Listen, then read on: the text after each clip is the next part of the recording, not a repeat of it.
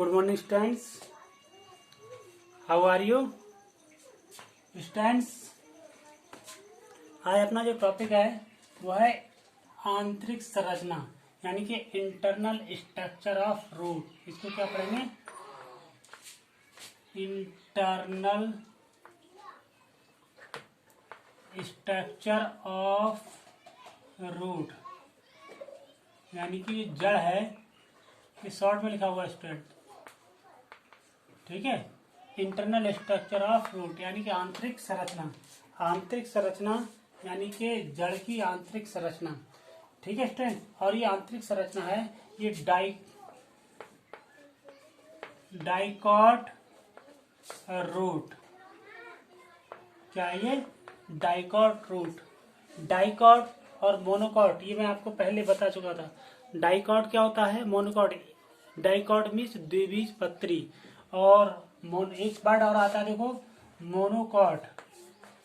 Monocot means आता है एक बीज पत्री, एक बीज पत्री पौधा, और ये आता है द्विबीज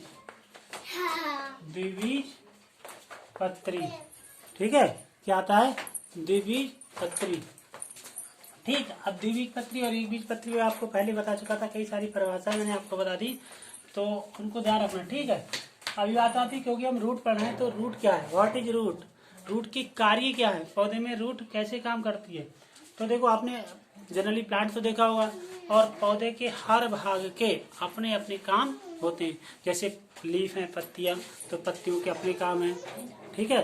और स्टेम तना है, तने का अपना काम है, ठीक है। ऐसी जड़ें होती हैं, तो जड़ों का भी अपना काम होता है। अब आपसे कोई पूछ ले कि जड़ों का क्या काम है भाई, जड़ों का काम तो क्या है, आपने देखा होगा, जितने भी मिट्टी से एलिमेंट, मिनरल्स या जल की आवश्यकता होती है, तो प्लांट ही क्या करते हैं, उसको मिट्टी से, जैसे दैट सपोज ये क्या हो गया, प्लांट हो गया, ये इसकी लीफ हो गई, ठीक है स्टूडेंट, ये दिख रहा है ना आपको, तो ये लीफ हो गई, हो गई, इस तरीके से क्या हो गया, प्लांट हो गया।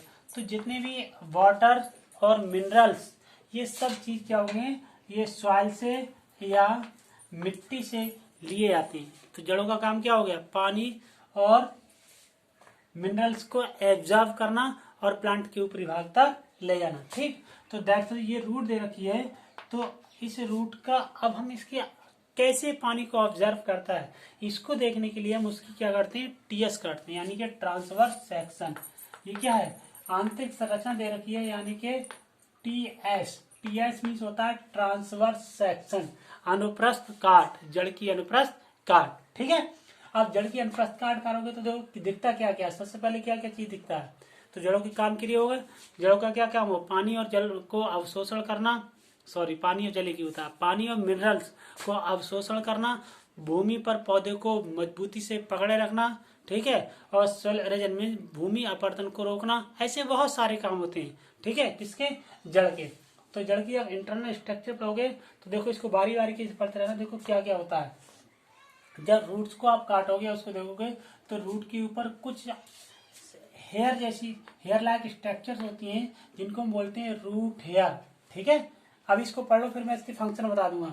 सबसे ऊपर की ओर क्या होता है, रूट हेयर, और रूट हेयर के नीचे होती है एपीब्लेमा, ठीक है। और एपीब्लेमा के ऊपर एक स्ट्रक्चर होती है, इसको बोलते हैं क्यूटिकल, सॉरी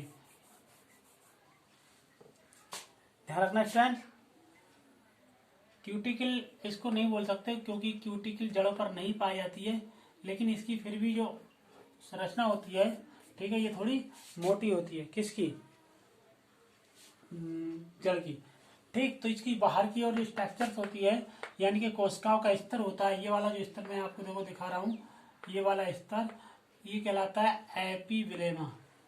क्या कहते हैं इसको, एपीब्लेमा, यानी कि बाहर की ओर, ब्लेमा मीन्स होती है लेयर, एपी मीन्स बाहर, जो जड़ में सबसे बाहर की ओर होती है, उसको क्या बोलते हैं, एपीब्लेमा, ठीक। और इसके ठीक नीचे की ओर बड़े बड़े आकार की इसमें साइटोप्लाज्म पाया जाता है, और इनकी सेल्स में बड़े बड़े क्या होते हैं, ईयर चैम्बर होते हैं, ये देखो दिख रहा है ना, ये रिक्त स्थान, ये क्या कहलाते हैं, इंटरसेलुलर स्पेस, ठीक है, इनको बोलते हैं ईयर चैम्बर या इंटरसेलुलर स्पेस।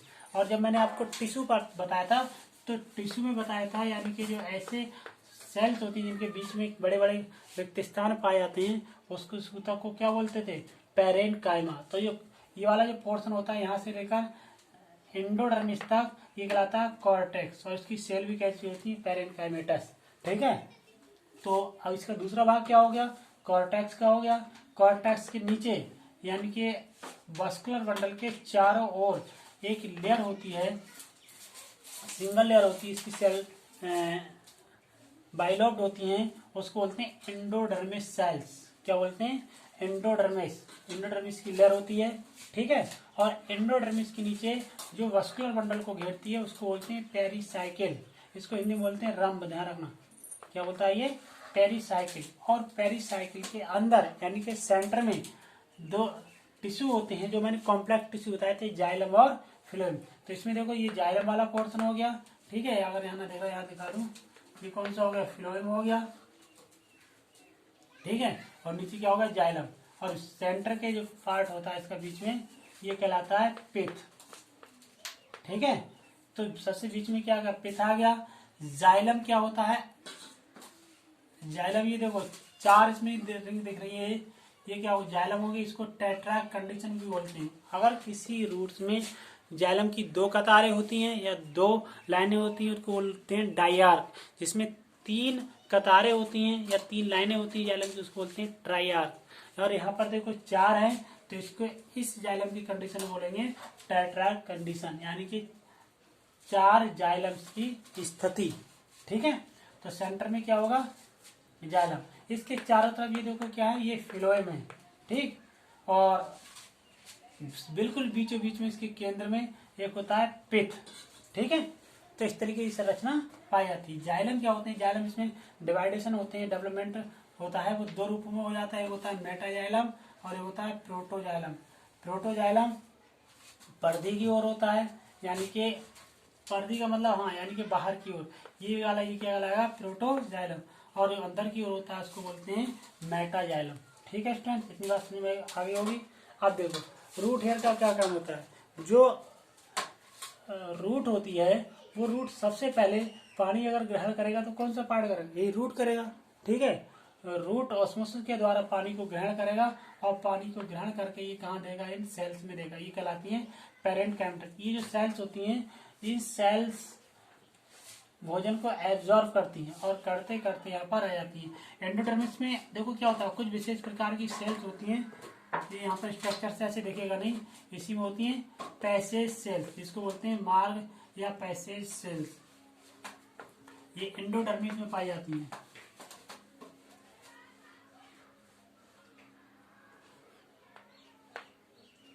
पैसेज सेल्स, ठीक है। मार्ग कोशिका ये कहाँ पाई? एंडोडर्मिस में पाई जाती हैं, ठीक है। तो इस तरीके से ये एंडोडर्मिस की सेल्स होती हैं। और फिर ये क्या होती हैं? पेरिसाइकिल की सेल्स आ जाती है, फिर जाइलम और फ्लोएम आ जाता है, ठीक है स्टूडेंट। अब देखो इसकी थोड़ी मैकेनिज्म है, तो प्रोसेस ऑफ वाटर एब्जॉर्प्शन, पानी को कैसे जड़ें अवशोष करती है। इसके लिए दो थ्योरी दे रखी है, ठीक है। जल का सक्रिय अवशोषण यानी कि एक्टिव एब्जॉर्प्शन ऑफ वाटर, और एक होता है अक्रिय और एक होता है निष्क्रिय जल अवशोषण। दो थ्योरी दे रखी है, ठीक है। इस थ्योरी को आप बाद से पढ़ा, लेकिन फिर भी चलो मैं एक थ्योरी बता दे रहा हूँ। सबसे पहले क्या होता है? ये रूट हेयर ये पानी को एब्जॉर्ब करते हैं, और पानी को ऑब्जर्व करके ये क्या होता है? देखो ये जो रूट्स दे रखी है, मान लो इसके मैं नाम रखता हूँ ABCD। ये जो सेल्स हैं, इन सेल्स के द्वारा वाटर क्या होता है? यहाँ पर आ जाता है साइटोप्लाज्म के द्वारा, ठीक है। इतनी बात गर्म है, इसको मैं फिर से अगर समझ में नहीं आ रहा तो पूरी थ्योरी इसकी बना दूंगा, ठीक है। लेकिन इतनी चीज ध्यान रखना, ये जो सब चीजें दे रखी हैं ये बहुत ही इंपॉर्टेंट है। ये जो रूट्स है ये द्विबीजपत्री, ये भी ध्यान रखना। डाइकॉट रूट में आप लिखा, ये क्या है? डाइकॉट रूट, ठीक है।